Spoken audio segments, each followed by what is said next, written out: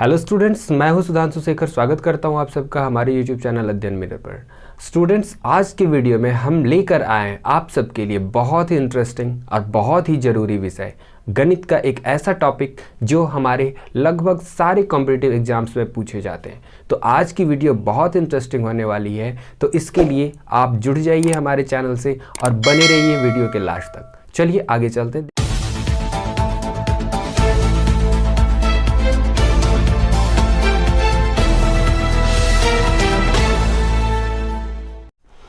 Students, जैसे कि हम लोग जानते हैं कि सारे स्टूडेंट्स के लिए मैथमेटिक्स में अच्छा स्कोर कर पाना एक बहुत ही इंटरेस्टिंग और बहुत ही रुचिकर सपना जैसा है, और इसमें से वो स्टूडेंट ज़रूर सफल हो जाते हैं जो कॉन्सेप्ट को लेकर चलते हैं। जिन स्टूडेंट्स की धारणा में कॉन्सेप्ट्स अच्छी तरह से बस जाता है, जिन्हें कॉन्सेप्ट से प्यार हो जाता है, जिन्हें कॉन्सेप्ट समझ में आती है मैथमेटिक्स की, नेचुरली वो स्टूडेंट्स धीरे धीरे मैथमेटिक्स में अच्छा करते जाते हैं और उनकी मैथमेटिक्स की स्कोरिंग किसी भी पेपर के लिए अच्छी होने लगती है।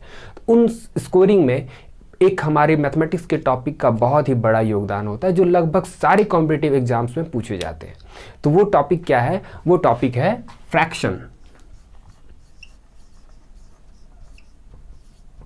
जी हाँ, ये टॉपिक एक ऐसा टॉपिक है, देखने में तो बहुत ही छोटा, बहुत ही साधारण सा टॉपिक है, लेकिन जब हम लोग इसको थोड़ा सा डीप स्टडी करेंगे तो आपको पता चलेगा कि इस टॉपिक में बहुत से ऐसे छोटे छोटे लेकिन ज़रूरी बातें हैं जिन्हें जानना बहुत ही आवश्यक है किसी कॉम्पिटिटिव एग्जाम्स को हैंडल करने के लिए। तो चलिए हम लोग देखते हैं कि इस टॉपिक में हम लोग क्या पढ़ने वाले। मैं एक बात और बता दूं कि आज का ये वीडियो स्पेशली टैट और जे टैट और झारखंड टैट, सी टैट और किसी भी स्पेशल टैट या स्टेट टैट के लिए ये टॉपिक बहुत इंपॉर्टेंट होने वाला है, क्योंकि टैट के लगभग सारे एग्जाम्स में इस टॉपिक से क्वेश्चंस पूछे ही जाते हैं और अक्सर स्टूडेंट के पास इसकी प्रॉपर नॉलेज या प्रॉपर कॉन्सेप्ट नहीं होने की वजह से बहुत ही आसान से सवालों में फंस कर अपना टाइम लैप्स कर जाते हैं या तो उनकी मार्क स्कोरिंग खराब हो जाती है। तो इसलिए हम लोग इस टॉपिक को थोड़ा ध्यान से पढ़ेंगे और बहुत इंटरेस्टिंग होने वाला है। आपको इस टॉपिक की सारी बातें समझ में आएंगी, आप बस वीडियो को देखते रहिए और समझते रहिए। तो चलिए हम लोग पहले समझते हैं कि ये टॉपिक है क्या।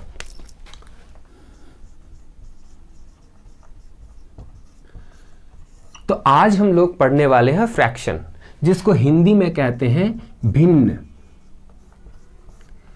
तो स्टूडेंट्स अक्सर सोचते होंगे कि फ्रैक्शन होता क्या है। तो फ्रैक्शन कोई बड़ी या कोई डरावनी या कोई बहुत ही अजीब सी चीज़ नहीं है। फ्रैक्शन हम लोग समझने से पहले ये जानते हैं कि पूर्ण अंक क्या हैं। कंप्लीट नंबर्स जैसे कि 4, 5, 8, 7, ये क्या है? कंप्लीट नंबर है। ये 5 means only 5, 4 means only 4, 8 means only 8, not less than 8, not more than 8। ये कंप्लीट नंबर है। लेकिन यदि मैं कहूं कि इन नंबर्स के छोटे छोटे खंड करने हैं तो वो छोटे छोटे खंड क्या कहलाएंगे? तो वो छोटे छोटे खंड आपके फ्रैक्शन कहलाएंगे। तो अब इस बात से आपको क्लियर हो चुका होगा कि fraction is a part of whole. ऐसे आप समझ सकते हैं, किसी पूर्ण के, किसी होल के एक खंड को, एक पार्ट को हम लोग फ्रैक्शन कह सकते हैं।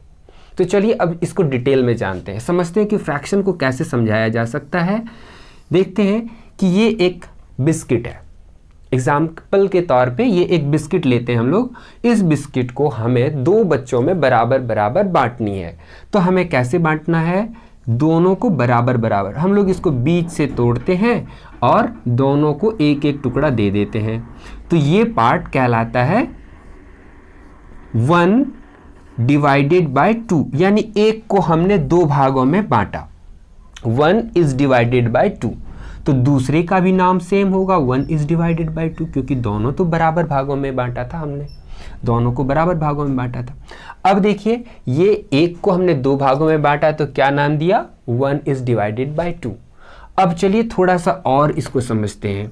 यदि इसी बिस्किट के 3 टुकड़े कर दें, तीनों बराबर टुकड़े कर दिए जाएं, तो एक पार्ट का क्या नाम होगा? आप बहुत आसानी से बता सकते हैं। यहाँ हमने एक को दो भागों में बांटा था तो 1 इज डिवाइडेड बाय 2। यहाँ एक को हमने 3 भागों में बांटा है तो 1 इज डिवाइडेड बाय 3। एग्जैक्टली। अब हम लोग थोड़ा सा इसको और इलेबोरेट करते हैं कि यदि एक टॉफी को 5 भागों में हम लोग बांटते हैं, तो 1 पार्ट क्या कहलाएगा, 1 is divided by 5, that means 1/5।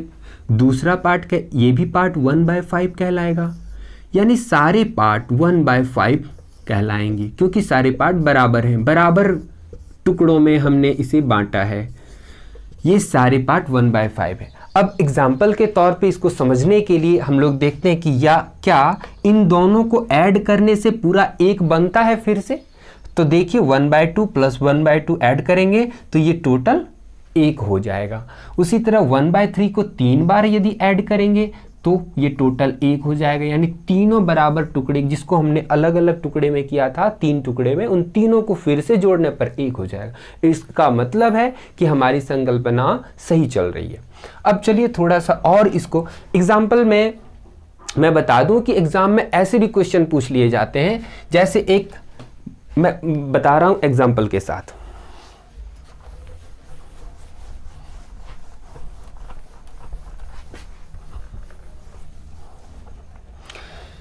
जैसे एक वर्गाकार आकृति दी जाती है,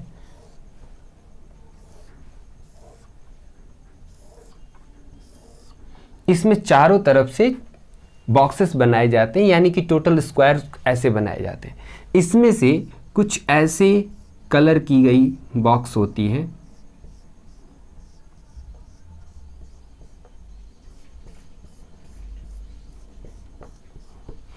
अब एग्जाम में पूछा जाता है कि इनका वैल्यू कितना है। एग्जाम्पल के तौर पे लिखते हैं 4/16, 3/16, 5/16 और 2/16। तो आप लोग इसे बेहतर समझ सकते हैं कि इसका कितना होगा, आप लोग इसको सॉल्व भी कर सकते हैं। तो ये सिर्फ समझाने के लिए था कि इसको हम लोग कैसे बनाएंगे, जरा देख लेते हैं। ये 1, इसको हम लोग काउंट करते हैं कि टोटल बॉक्सेस कितने हैं, 1 2 3 4, और इधर से भी 1 2 3 एंड 4। तो टोटल काउंटिंग कर देंगे तो हो जाएगा 4 × 4 दैट इज 16 बॉक्सेस हैं। ठीक है, अब 16 में से कितने हम लोगों को लेने हैं, 1 2 3, तो 3/16 that is the actual answer of this question. Clear है। तो ऐसे भी क्वेश्चन कभी कभार छोटे लेवल के एग्जाम में या 1 to 5 वगैरह के टैट के एग्जाम में भी देखे जा सकते हैं। तो चलिए अब हम लोग फ्रैक्शन क्या है इस विषय को हम लोग समझ चुके हैं। तो अब हम लोग जानते हैं कि फ्रैक्शन होता कितने तरह का है, क्या क्या फ्रैक्शन हो सकते हैं। तो सबसे पहले टाइप ऑफ फ्रैक्शन जानने में हम लोग पहला फ्रैक्शन पढ़ते हैं प्रॉपर फ्रैक्शन।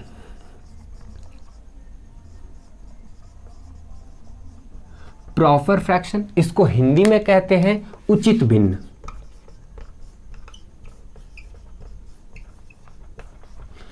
नंबर 2 है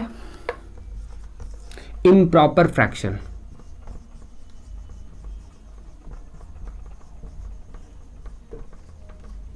इसको हिंदी में कहते हैं अनुचित भिन्न।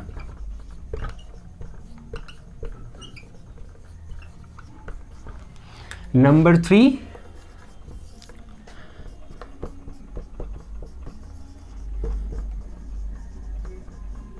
मिक्स्ड फ्रैक्शन, इसको हिंदी में कहते हैं मिश्रित भिन्न। तो ये 3 तरह के फ्रैक्शंस हम लोग जनरली पढ़ते हैं। वैसे तो और भी तरह के फ्रैक्शन होते हैं, मैं भी उनका भी डिस्कशन करूंगा, लेकिन पहले इन 3 तरह के फ्रैक्शन को थोड़ा सा समझने का प्रयास करेंगे हमारे साथ कि प्रॉपर फ्रैक्शन किनको कहते हैं। तो चलिए थोड़ा सा इसको देखते हैं कि फ्रैक्शन में कितनी चीज़ें होती हैं। फ्रैक्शन को हमने कैसे देखा, 1/2, 4/3, ऐसे हम लोगों ने फ्रैक्शन को लिखा। तो फ्रैक्शन में हम लोग देखते हैं कि जनरली 2 हिस्से होते हैं, A/B, यानी कि इस लाइन के एक ऊपर होता है एक नीचे होता है, और इन दोनों का मतलब समझते हैं कि इसको इतने भागों में बांटा गया है। ठीक है, A को हम लोगों ने B टाइम्स में डिवाइड किया है। तो ऊपर वाले को हिंदी में कहते हैं अंश, इंग्लिश में कहते हैं न्यूमरेटर, और नीचे वाले को कहते हैं हिंदी में हर, और इंग्लिश में कहते हैं डिनोमिनेटर।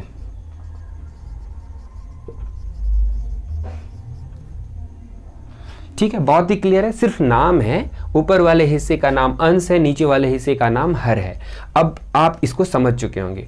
तो अब इन्हीं दोनों के आधार पर निर्णय होगा कि कौन सा फ्रैक्शन उचित भिन्न है, कौन सा फ्रैक्शन अनुचित भिन्न है और कौन सा फ्रैक्शन मिश्रित भिन्न है।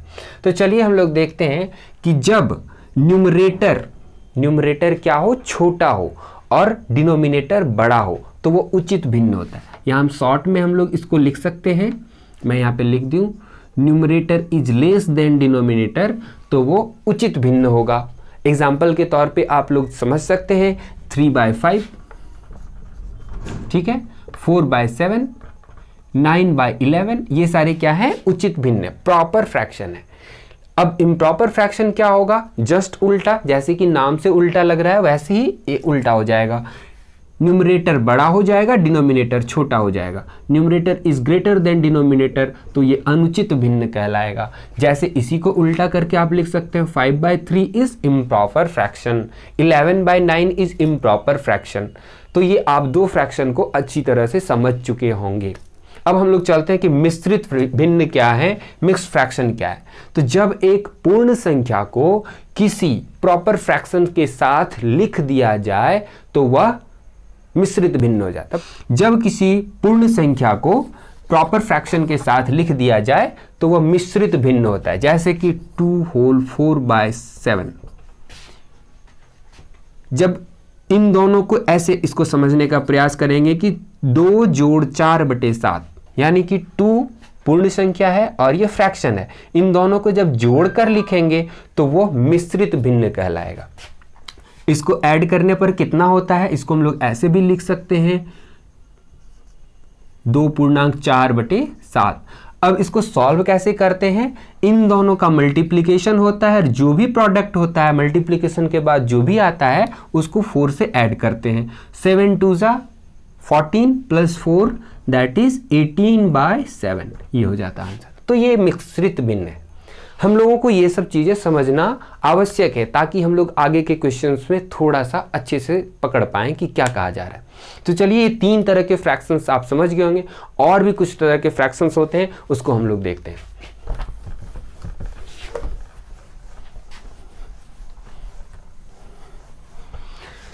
आप लोगों ने सुना होगा इक्विवेलेंट फ्रैक्शन।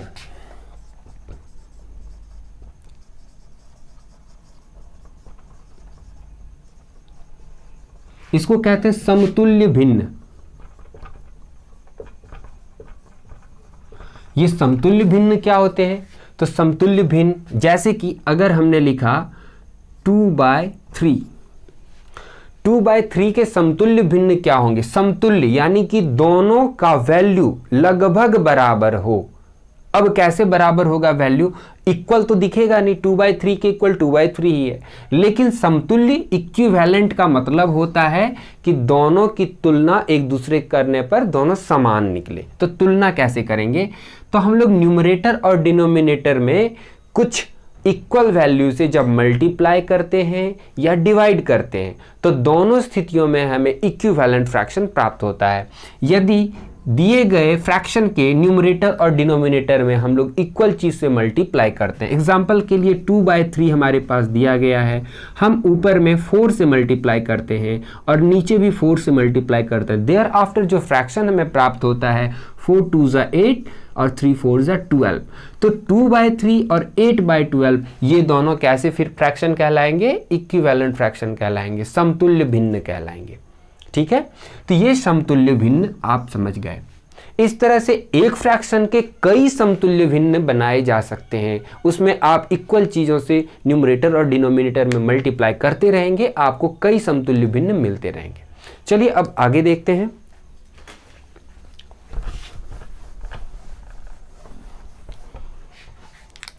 आपने सुना होगा डेसिमल फ्रैक्शन।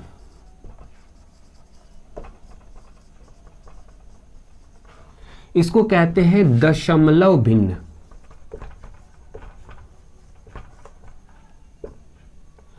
ये दशमलव भिन्न क्या होते हैं, जैसे किसी डेसिमल संख्या को जब हम लोग भिन्न में लिखते हैं, जैसे 0.5, ये एक डेसिमल वैल्यू है, डेसिमल नंबर है।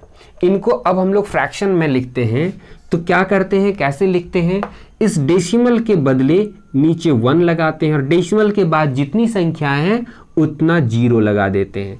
यदि डेसिमल के बाद 2 संख्याएं होती तो नीचे 2 0 लगाते और ऐसा करते ही डेसिमल का वैल्यू खत्म हो जाता है। इसको हम लोग लिखते हैं 5/10। फिर यदि आप इसको बैलेंस करेंगे, 10 से 5 को डिवाइड करेंगे तो देयर आफ्टर 0.5 ही आंसर आएगा। ठीक है, तो इस तरह एग्जाम में कभी कभी आता है क्वेश्चन कि डेसिमल को फ्रैक्शन में चेंज कैसे करेंगे।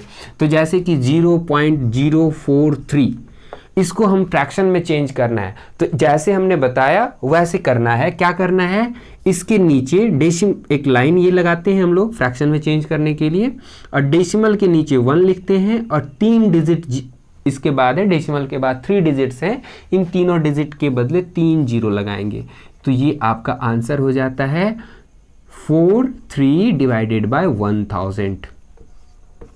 ऐसे कई नंबर्स को आप डेसिमल से फ्रैक्शन में कन्वर्ट कर सकते हैं। अब थोड़ा सा रिवर्स में हम लोग सीखते हैं कि फ्रैक्शन से डेसिमल में कैसे जाएंगे।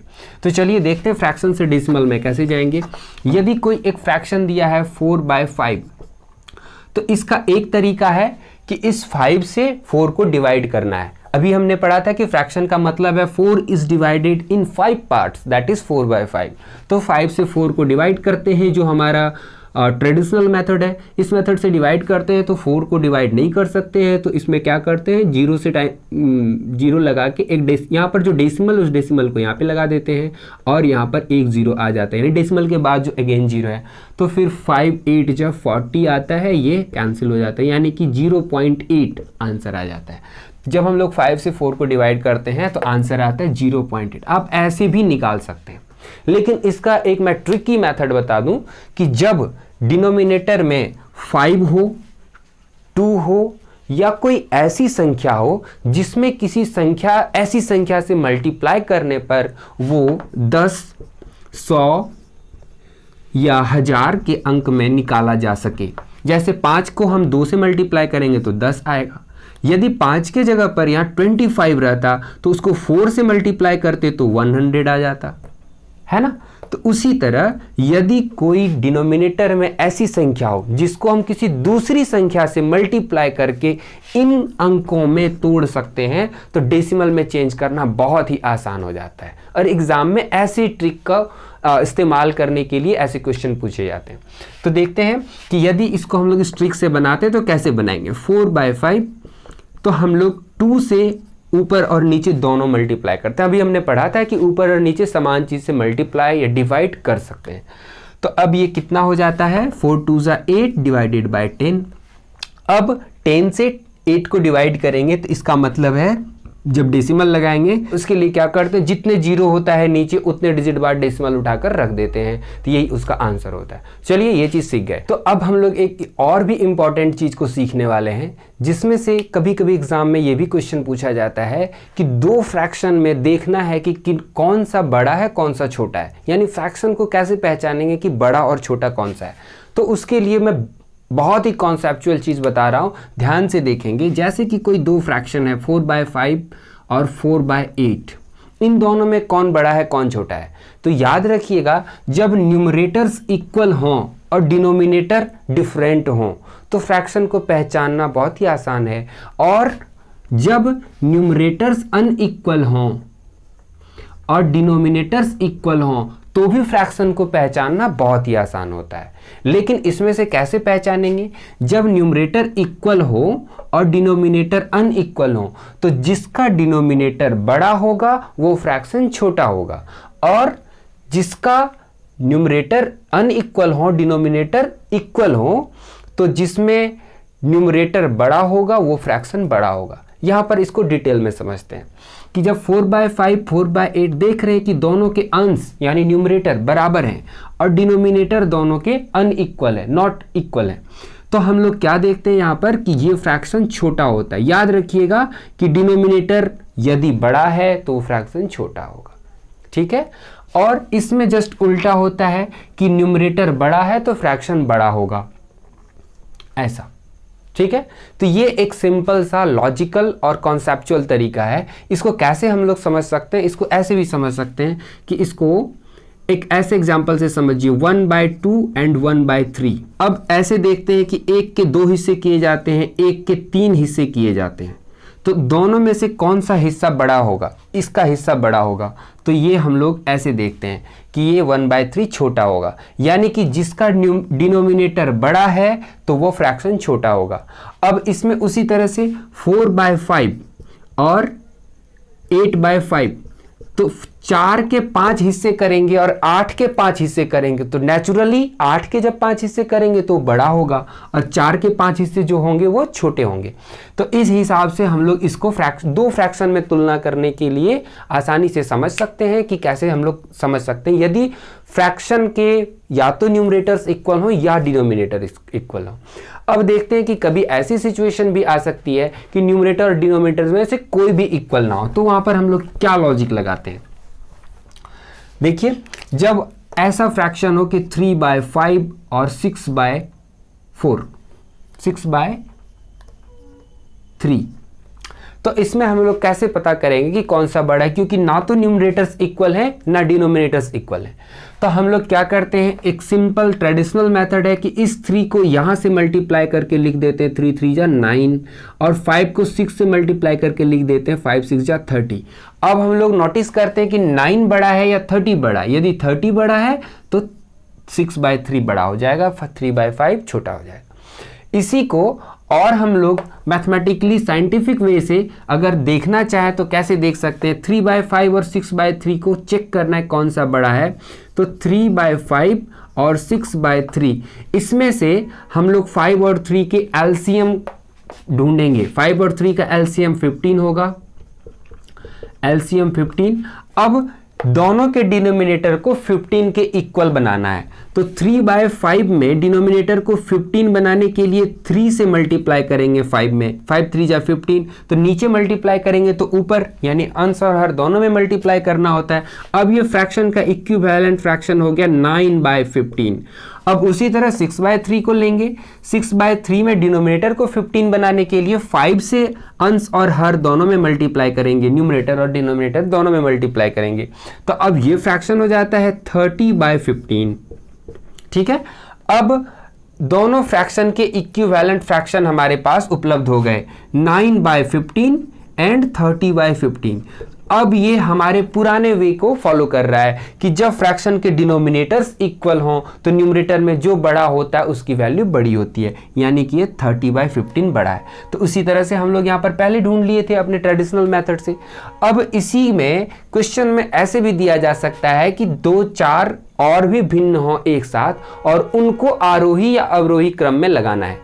तो आरोही क्रम और अवरोही क्रम क्या होता है, इसको आसानी से समझते हैं। आरोही मतलब आरोहण होता है, चढ़ना या ऊपर बढ़ना, तो आरोही क्रम मतलब होता है छोटे से बड़े की ओर जाना, और अवरोही मतलब होता है उतरना, अवरोहण। तो अवरोही मतलब होता है बड़े से छोटे की ओर आना। तो एग्जाम्पल के तौर पे आप इसे बेहतर समझ सकते हैं, जब हम लोग काउंटिंग करते हैं 1 2 3 4 5 6 7 8 9 10, तो ये आरोही क्रम हुआ। और जब हम लोग उल्टा काउंटिंग करते हैं 10 9 8 7 6 5 4 3 2 1, तो ये अवरोही क्रम हुआ। इसको एक बार फिर से मैं लिख दूं ताकि आपको बेहतर समझ में आए। 1 2 3 4 5 6, ये आरोही क्रम है, आरोही क्रम। कभी ये भूलेंगे नहीं, आरोही को असेंडिंग कहते हैं, असेंडिंग ऑर्डर। और अवरोही होता है जस्ट इसका उल्टा, 6 5 4 3 2 1, ये अवरोही हो गया, अवरोही क्रम, डिसेंडिंग ऑर्डर।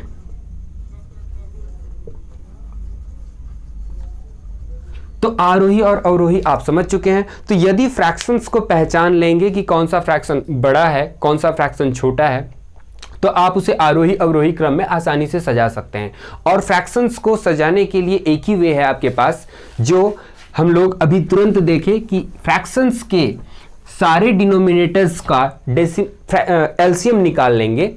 जैसे कि एक एग्जांपल के तौर पे दिया 4/3, 2/7, 9/5, ये और एक और फ्रैक्शन ले लेते हैं 6 5।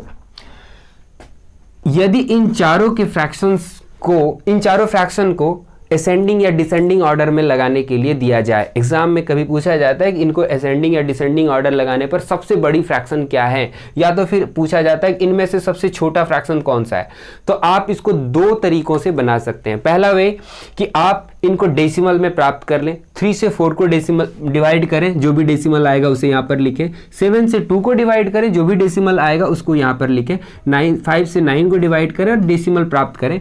और डेसिमल प्राप्त करने के बाद आप अच्छे से डिटरमाइन कर सकते हैं कि कौन सा बड़ा वैल्यू है, कौन सा छोटा वैल्यू है। एक तरीका। अब नंबर 2 के मेथड पे आते हैं कि इन सारे डिनोमिनेटर्स का हम लोग एलसीएम फाइंड करेंगे। 3, 7, 5 एंड 5, तो ये होता है 5 से डिवाइड करेंगे 3, 7, 1 एंड 1, तो ये 5 7 जा 35 इंटू 3 105, ये इसका एलसीएम आता है। अब सारे डिनोमिनेटर्स को 105 बनाने के लिए हम लोग कुछ संख्या से मल्टीप्लाई करेंगे, न्यूमरेटर एंड डिनोमिनेटर दोनों में। जब ये सारे बराबर हो जाएंगे डिनोमिनेटर और न्यूमरेटर में, तो डिफरेंट वैल्यू होंगे। अब उसके बाद न्यूमरेटर को देख के हम लोग पकड़ सकते हैं, पता कर सकते हैं कि कौन सी वैल्यू सबसे बड़ी है और कौन सी वैल्यू सबसे छोटी, क्योंकि अभी हमने पिछले एग्जाम्पल में देखा था कि जब डिनोमिनेटर इक्वल हो, जब हर इक्वल हो, तो अंश बड़ा होगा तो फ्रैक्शन बड़ी होगी, अंश छोटा होगा तो फ्रैक्शन छोटी होगी। बस इतना ही याद रखना है। तो इस तरह से हम लोग इसको आरोही या अवरोही क्रम में सजा सकते हैं। जैसे कि हमारे टेट के एग्जाम में इस तरह का एक क्वेश्चन पूछा गया था पिछले सालों में, मैं उसे थोड़ा सा बताने का प्रयास करता हूं। इसमें यह पूछा गया था कि इन पांचों संख्याओं को आरोही क्रम में लगाने पर, आरोही क्रम में आप समझ रहे होंगे असेंडिंग ऑर्डर यानी कि बढ़ते हुए क्रम में सजाने पर इसके बीचों बीच कौन सी संख्या आएगी। तो आरोही क्रम में सजाने के बाद बीचों बीच कौन सी संख्या आएगी पता करने के लिए आपको ये मेथड तो जानना पड़ेगा कि इसको आरोही क्रम में सजाते कैसे हैं। तो पहला मेथड हमने अभी जो सीखा था कि सारे डिनोमिनेटर को इक्वल पहले करेंगे, इक्वल करने के लिए एलसीएम लेंगे और समान वैल्यू से ऊपर नीचे मल्टीप्लाई करके डिनोमिनेटर को इक्वल करेंगे। देयर आफ्टर जब ये इक्वल हो जाए तो ऊपर के न्यूमरेटर्स को हम लोग देखकर समझ जाएंगे कि इसकी वैल्यू छोटी है या बड़ी। यहाँ पर देखते हैं कि हम लोग इसको सॉल्व कैसे करते हैं। तो सारे डिनोमिनेटर्स के एलसीएम फाइंड करेंगे, 3, 30, 10, 15 एंड 5। तो यहाँ पहले 2 से लगाएंगे, 3, 15, 5, 15 एंड 5। देयर आफ्टर 3 से, 3 1 जा 3, 3 5 जा 15, 5 5 एंड 5। अब 5 से लगाएंगे 1 1 1 1 एंड 1। तो यहाँ पर कितना आ रहा है हमारा एलसीएम? 30 आ रहा है एलसीएम। अब हम लोग यहाँ पर इसको लिख सकते हैं कि एलसीएम 30 आ रहा है। अब जितने भी फ्रैक्शंस हमें दिए गए हैं सारे के डिनोमिनेटर्स को 30 बनाना है। तो 2/3 में क्या मल्टीप्लाई करेंगे जो 30 डिनोमिनेटर 30 हो जाएगा, तो ऊपर नीचे 10 से मल्टीप्लाई करने पर डिनोमिनेटर 30 हो जाता है, 20/30। ये तो 23/30 दिया हुआ ही है। अब इसमें हम लोग देखते हैं कि क्या मल्टीप्लाई करेंगे जो डिनोमिनेटर 30 हो जाएगा। तो 3 से मल्टीप्लाई करेंगे, 9 3 जा 27/30। इसमें भी 2 से मल्टीप्लाई करेंगे न्यूमरेटर डिनोमिनेटर दोनों में, तो 11 2 जा 22/30। इसमें 6 से मल्टीप्लाई करेंगे, 6 4 जा 24/30। अब ये सारे डिनोमिनेटर्स हमारे इक्वल हो गए। अब हम लोग इनको असेंडिंग ऑर्डर में अरेंज कर देंगे। असेंडिंग ऑर्डर में अरेंज करने का मतलब है छोटे से बढ़ते हुए क्रम में। तो छोटे से बढ़ते हुए क्रम में सब, अब हम लोग देखें कि जब सारे डिनोमिनेटर्स इक्वल हो गए तो न्यूमरेटर में जो छोटा होगा दैट इज स्मॉलेस्ट वैल्यू और जो सबसे बड़ा होगा वो ग्रेटेस्ट वैल्यू। तो 20 सबसे छोटा है तो 20/30। उसके बाद है 22 22/30। उसके बाद है 23 23/30। उसके बाद है 24 24/30। उसके बाद है 27 27/30। अब हम लोग इसको अपने ओरिजिनल क्रम में लगा सकते हैं। 20/30 ये होता है 2/3, 22/30/15, 23/30, 24/30, 24/30 कौन सा वैल्यू है? 4/5। फिर 27/30, 27/30 9/10। अब ये हमारा असेंडिंग ऑर्डर में दिया गया फ्रैक्शंस को हम लोगों ने असेंडिंग ऑर्डर में सजा लिया। अब हम लोगों को पूछा जा रहा है कि बीच वाला फ्रैक्शंस क्या है, तो बीच वाला फ्रैक्शन ये है, दिस इज द आंसर। तो फ्रेंड्स, आप लोग देखें कि हम लोग कैसे फ्रैक्शंस के क्वेश्चन को छोटी छोटी ट्रिक में इस्तेमाल करके बना सकते हैं। तो हम लोग आज के वीडियो में बस इतना ही रखते हैं।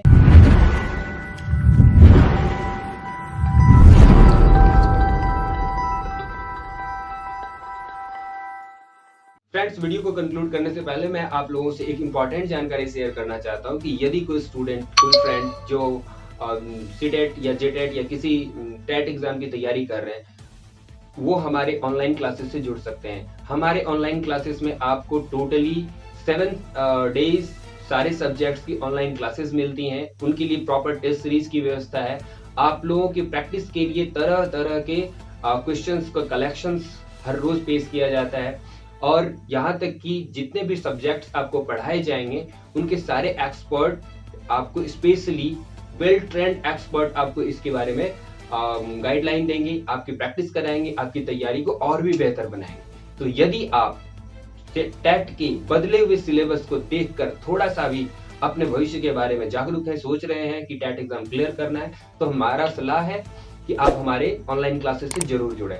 और उससे जुड़ने के लिए आप दिए गए नंबर पर, दिए गए कॉन्टैक्ट नंबर पर आप कॉल कर सकते हैं और हमारे ऑनलाइन क्लासेस के बारे में क्वेरीज कर सकते हैं। Thank you. आज के वीडियो में बस इतना ही। मिलते हैं अगले वीडियो में लेकर कुछ नया चीज जो आपके लिए बहुत ही इंपॉर्टेंट हो सकता है, बहुत इंटरेस्टिंग हो सकता है। तब तक के लिए हमें इजाजत दीजिए। Thank you so much. जय हिंद।